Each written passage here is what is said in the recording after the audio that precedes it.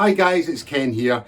Just before we go into this podcast short, I'd just like to let you know about my new website, gab2.com. It's a platform for English learners to connect and to practice speaking English with other learners. We have audio chat rooms and video chat rooms, and also you can text as well. For members, there are 3 drop-in conversation classes every week with myself, where you can practice with a native speaker. So check it out, gab2.com, gabtoo.com, and hopefully I'll see you there.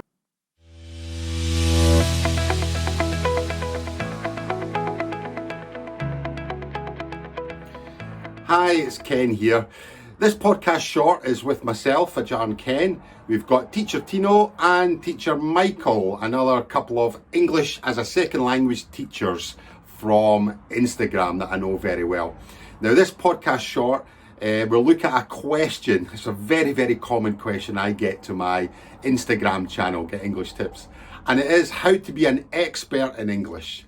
So every teacher gets this question. So it's really, really interesting to get 3 teachers and their different viewpoints on what makes you improve your English. So we talk a lot about the skills and how to acquire the skills. We talk about accent and pronunciation, not just with students, but from our own experiences of traveling the world and teaching around the world.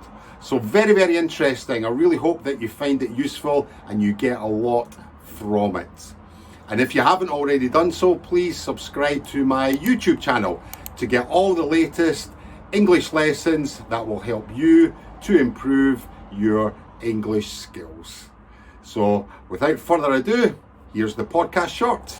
Now, how do I become an English expert? This is, I guess students ask this all the time because they speak their own language. I guess they think it, or people generally do, they think it must be easy to speak another language because they do it already, so, they think maybe it must be easy to kind of fit into learning a new language. How do you become an expert at anything? I believe to become an expert, you need, and I've read about this, you need to take 10,000 hours of practice to become an expert. Would that be a fair comment? Yeah. So yeah, many people have asked me this question, and I'm sure every English teacher in the world has received this question. And the response I give almost sounds like a cliche at this point. I mean, you say practice, practice, practice. I mean, if you want to become an expert in anything, I mean, you've never met a race car driver who read the manual, played a video game, listened to some podcasts, and then became a race car champion. Yeah. They go on the track, they drive, they get a feel for the car, they get a feel for what they like, what they don't like, how to improve in certain areas where they're weak in. So it's just practice, practice, and practice. Sorry, go on. And in terms of time, I feel young people generally have more time compared to adults. So you get adults studying once a week, only in class with their teacher. And they say, I'm getting nowhere. How do I become an expert? And they stick to just the learning. Whereas young people have generally a lot more time. So beyond the classroom and beyond just learning using books and so forth, they'll be like, oh, what's my hobby? I'm really into Minecraft at the moment. Let me get with some groups on the internet. Let me check some subreddits. Let me read some captions. Let me watch some YouTube videos in English about the subject. So they take learning to a whole nother level compared to a lot of adults. And this is still learning, this is still practice, and it all adds up. And that's how they become experts. Absolutely right. Yeah. Michael, what do you say? Yeah, like, I completely agree with everything Tino said. I think that's all really good, and make it fun, as you said, like with Minecraft, if that's your hobby, do what you can to make it fun. Maybe you spoke about the more so, motivational side, like how to build that. I often like to talk about the maybe slightly more boring practical side, like something that a lot of people neglect is like building habits. Uh-huh. Because Tino mentioned time. Adults don't have much time usually. And I think it's really important to kind of have this daily habit, same time every day. That helps, where you can sit down, you have a structure, and do whatever it is you're doing. And that could be having like a online lesson, could be doing some listening, whatever it is. A little bit every day, I think, is the key to kind of see progress in anything. Like if you think of it like exercise, if you're doing it sporadically, like not on a regular basis, then you're not going to make much progress. So find that routine, and also try to find the fun side again, because using the exercise metaphor, if you're just going to do some sit-ups and then check the mirror for your abs, you're going to be disappointed because you're focused on the outcome, and you're not focused on the journey and the enjoyment of learning the language, rather than just waiting for the end goal. How often do you think learners should practice before they look at their apps? I guess you can, whether it's exercise or language learning, I guess you can do it continuously. Like you can do it at any stage. I would say, as long as that's not the main focus. What do you mean by that, Michael? Like, even if it's every other day, you're kind of thinking about your own level, like how much progress have I made in these 2 days? I think that can be a healthy thing to look at, because you're kind of seeing, how is this going? Is there anything I need to tweak or improve? But as long as you're not making that the main goal, and the main goal is making it fun, maybe that's it, making it fun. Does that make sense? Yeah. Tino, what do you think? Yeah, no, it makes absolute sense. I almost spit out my water when Michael said. It makes absolute sense. And to add on to what he said about as long as it doesn't become the goal, because if you're constantly working out and then checking your abs, you become obsessed on your abs and you start neglecting your arms, your legs, because you're just focused on the abs. So it's good to check on your progress, but it's also important to move forward. You can, this is why you don't do abs every day or legs every day. You need to touch up on other stuff, even if you haven't become an expert in this particular area. You go back to that part every week, or you alternate days. I think that's a good point. I think having the goal is really, really important. From my own experience of learning a language, I remember I would, before my work, I would get the Spanish newspaper. I've told this story lots of times, and I would actually start speaking and reading the Spanish newspaper every morning for about 15 minutes, and just speak when I read. Me llamo Ken, yo tengo, blah, blah, blah, and I would speak it. And I felt after about a month, my Spanish went from here to here. Just short, as you said, Michael, just short kind of,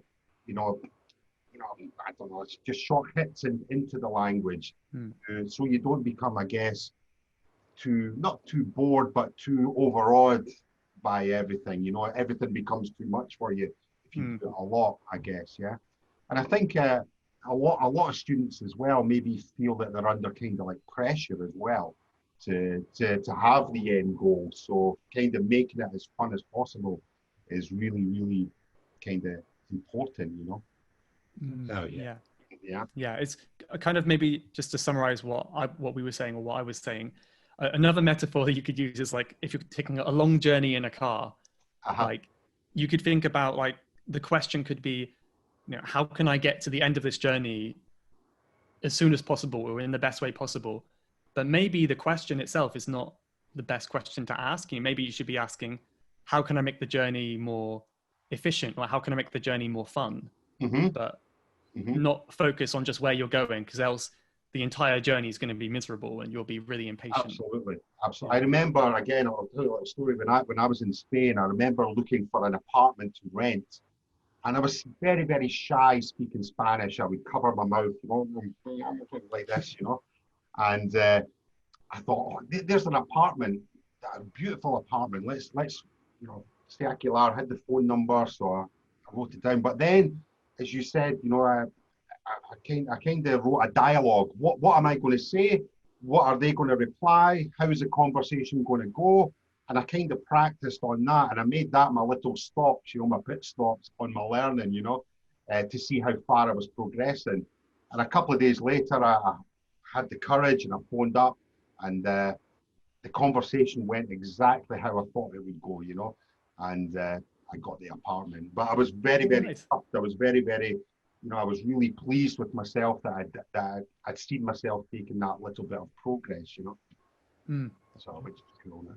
I remember you speak Portuguese, yeah? Yes. Yeah. I lived in Portugal for a couple of years, and I learned to speak a little bit of Portuguese. And when I moved to Spain, the Spanish and Portuguese language is very, very similar, But the Portuguese is almost like a German Spanish, a German accent, So when I moved to Spain, I thought this will be easy. My God, the accent is so different, So different. Oh, yeah. That happened to me because I started learning Spanish when I lived in Texas, because that's what you do in Texas. Yeah. The closest neighbor is Mexico. But after meeting my now wife, back then girlfriend, I kind of abandoned my journey into Spanish because at first I thought, oh, the languages are similar enough, and but the differences are broad enough and the accents are very different. Like the Portuguese accent from Portugal and the Portuguese accent from Brazil are night and day as well. It's night and day, isn't it? Yeah, so it's quite interesting. And even when we speak about Spanish, I remember my first trip to Barcelona from the US, and I was using my Mexican Spanish, and I was like, this is not the same. And they do this thing. I don't like calling it a lisp thing because people get angry, but I don't remember what it's called. They go, cerveza. Cerveza, yeah. I'm like, what are they saying? Why don't they just say cerveza like they do over there? And then in Peru, they say cerveja. So now it's like 3 different pronunciations and accents for the same language. It's funny, I was in Costa Rica for a while, and my friend's there, really funny, he was speaking Spanish in Costa Rica, and then he started speaking Spanish, but with a Spanish accent, and I could really see the difference between them, it's really funny. Do you think accents are really important? Because this is something I get asked all the time. How do I improve my English accent? And I've never, only until I started using Instagram did I get this question from my students in Thailand. It was never a problem. What's your thoughts on accents? Right. Let's say, I'll go. So for me, this one is a simple question. I'm like, everybody, and I mean absolutely everybody, has an accent. It doesn't matter what language you speak, and it doesn't matter what country you're in. In the UK alone, there's at least 17 different accents. So I think what people mistake for accent is usually a matter of pronunciation. Yeah. So accent, in my opinion, doesn't matter. What's important is pronunciation. If you're spot on with your pronunciation and you communicate well, people don't care about your accent. In fact, a lot of people find accents endearing, but as long as you speak well, as I find a lot of Latin and Asian people worry about the accent, but if you look at a lot of Europeans across the continent, they speak English very well, but with their own accents, and they never worry about, ooh, I need an American accent, I need a British accent. Absolutely. What do you Yeah. think, Michael? I 100% agree. That's actually exactly what I was going to say. Sorry to steal your point, but yeah, I do think there's a important distinction between accent and pronunciation, and maybe a kind of a confession I can make. All right. You know, I've had a few, quite a few non-native English speaking friends over the years, and to be honest, I think if they did have an English accent, I feel like I would like them a little bit less because, Really? well, I mean, do you say the accent makes them endearing, right? Like the fact they have an accent, it's just more interesting. I think probably sounds better. Like there's so many accents I love to hear. It's almost like listening to music. Yeah. And it's so much nicer for me than just hearing accents similar to mine every day. Yeah, it's interesting. Is the difficult thing is though, I think when it comes to English learning is, I don't know if we can get around this, but like students are kind of students are encouraged to learn like received pronunciation or like standard kind of British accent, whatever that is. You know, I'm sure you know about this, Ken, but you don't see many learners wanting to learn like a Scottish accent. And quite often, if they cry. yeah, exactly. It's not fair. And if you know, many teachers, if they hear a learner saying, I'm not going to mimic it, but if they hear a learner saying like a Scottish or maybe Irish pronunciation, they might correct that because it sounds like a mistake. And that's always a tricky thing that I come across is like, yeah, I don't know if that's a mistake. I think the RP is kind of very, very dated. You know, it's always reminds me of like the 1940s kind of cinema, you know, and the old style news from it. You know, I actually heard that there's around only about 3% of British speakers will actually have, you know, the RP accent. You know, it's very, very low amount. You know, and I always try and say to people, it doesn't matter. Are you a clear speaker? That's the most important thing, you know, and are you putting your point across? That's the most important thing, I guess, yeah? For accents, yeah. Sorry to interrupt again, but another thing that I love to think about is, you know, accent is kind of a sign of where you're from. So I think it's something you should be proud of. And also it's kind of, you know, maybe people like Tino who have lived in many places around the world, the accent kind of like is almost like a history of where you've been. You know, pick up a little bit from here and there, and it's almost like a little map. Yeah. I think that's amazing, and I think people should be proud of whatever accent they have. Yeah. Absolutely. I mean, sorry, Tino, you're going to continue? That's an excellent point. So if you focus on clarity and pronunciation, it's good. But also, like Michael said, yes, accent is your rhythm and intonation. It shows where you're from, where you were raised, but also it shows your journey. Because after you kind of learn English after a period of time, where you live, how you speak, the influence of the target language on you, after a period of time will definitely kind of meld or merge or influence your accent. Because a lot of people have asked me, where's your accent from? And a lot of people will quickly say, oh, it's a British accent. And I'm like, well, if you put me in a room with some British people, I'm sure they can tell that there's quite a few elements to my accent, which are not British. So yes, it definitely has a lot of British influence because one, Zimbabwe is a former British colony. Two, my time living in the UK. But a lot of the words I use, the way I draw out some of my words, it's a lot of influence from my time living in Texas. And there are also elements from the Shona language in Zimbabwe. So if you hear how I pronounce certain words, you can kind of hear it as well. Mm. And also, I can say that I have different cachets of English within me. I don't know if that makes sense. So it's like when I visit my friends in the US, my English kind of turns and becomes really American, and I can say things not only in an American way, but in a more Texan way. I Yeah. use a lot of Texan jargon, pronunciation, and so forth. Same thing when I go to Zimbabwe, if I'm speaking to my parents or with people from the rural areas over there, I use more of African English, for lack of a better term, because I know Africa's 53 countries, Yeah. so it's really overgeneralized.